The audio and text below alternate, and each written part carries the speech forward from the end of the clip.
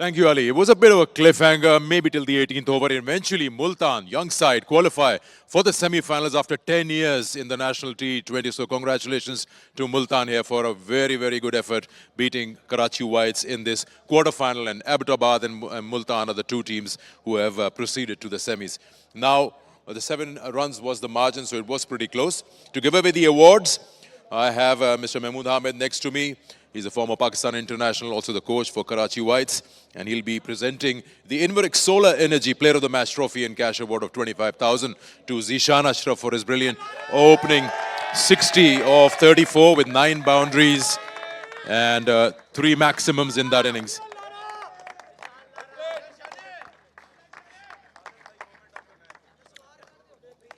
And we'll talk to Zishan. Zishan, अच्छा शानदार नॉकरा. बड़ी इंपॉर्टेंट चीज़ ये है कि एक नॉकआउट मैच में ऊपर से रन्स हुए हैं तो टीम को फ़ायदा हुआ है बहुत.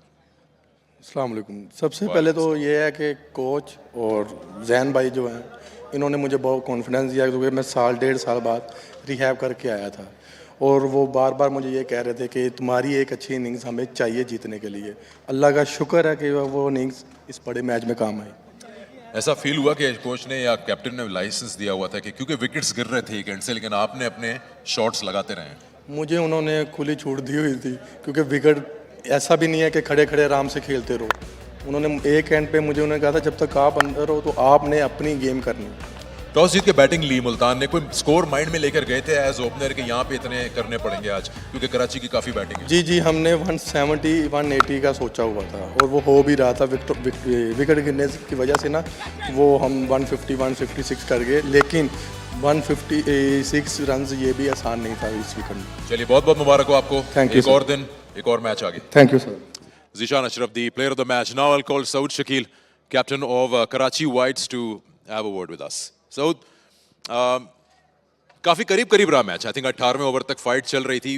कौन से ऐसे एरिया जिसको कहेंगे कि आज नहीं कर पाए उस जगह पर कराची वाइट्स? मेरा ख्याल है कि पहले तो ज़िशान को क्रेडिट देना पड़ेगा. जिस तरह का मुश्किल पिच था उसके ऊपर उसने जिस तरह की इनिंग खेली काफ़ी आउटस्टैंडिंग इनिंग थी. मेरा ख्याल है कि ये पिच मेरे ख्याल में 130 135 पे हमें रिस्ट्रिक्ट करना चाहिए था उनको. इतना आसान नहीं था वहाँ पे बैटिंग करना.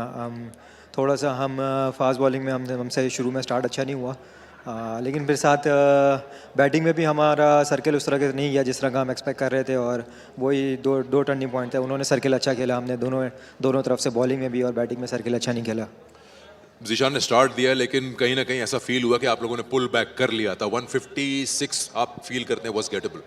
हाँ, जिस तरह एक तरह तो लग रहा था कि वो 170 को टच कर जाएंगे, लेकिन वहाँ से इनको 156 पे रिस्ट्रिक्ट करना वो एक अच्छा एफर्ट था हमारी तरफ से.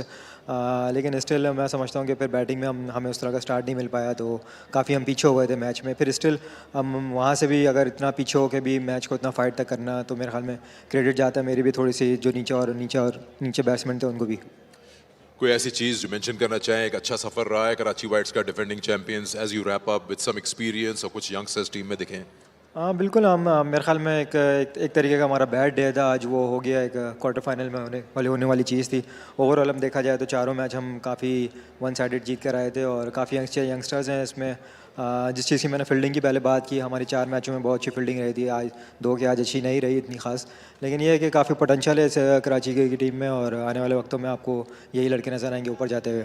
चलिए, hard luck today, but thank you for entertaining as a team. Thanks. Karachi Whites के कैप्टन सऊद शकील. अब बुलाऊंगा मैं जैन अब्बास को, कप्तान मुल्तान के द विनिंग टीम टुडे.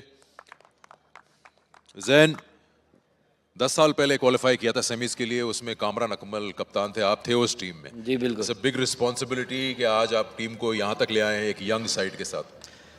सबसे पहले तो अल्लाह का शुक्र अदा करूँगा कि how the boys played the game. Secondly बिल्कुल जी एक रिस्पॉन्सिबिलिटी है और जिस तरह यंग लड़के हैं हमारे और मुझे बिलीव था उन पे, दे आर द फाइटर्स और यही एनर्जी हमें अंदर चाहिए थी. और जो मैंने उनसे डिमांड की है आई थिंक 80% उन्होंने फुलफिल किया है और इंशाल्लाह आगे बड़े मैच में भी हम अच्छा करने की कोशिश करेंगे.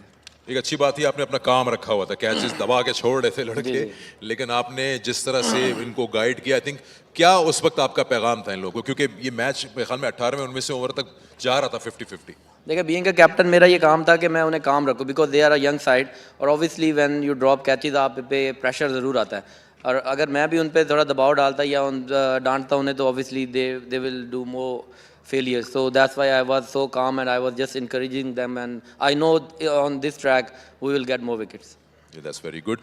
Now, कुछ दिन का गैप है, बस सेमीफाइनल आ रहा है. कौन से ऐसे एरियाज हैं एज अ कैप्टन आप चाहेंगे कि हम फौरन करेक्ट कर लें? I think fielding, drop catches हम लोग कोशिश करेंगे कि आगे जितने कम हो सके, बिकॉज जितना बड़ा गेम होगा उसमें प्रेशर भी ज़्यादा होगा और उतना ही हमें कम गलतियों का मार्जिन मिलेगा. तो आई थिंक ड्रॉप कैचिंग पे हम ज़रूर काम करना चाहिए. चलिए एंजॉय कीजिए अपनी विक्ट्री को और Thank you बहुत very बहुत मुबारक हो आपको. Thank you very much. Thank you. Multan के कप्तान हैं ज़ैन Abbas. A well earned victory for them against a mighty Karachi Whites, and that sums up the presentation.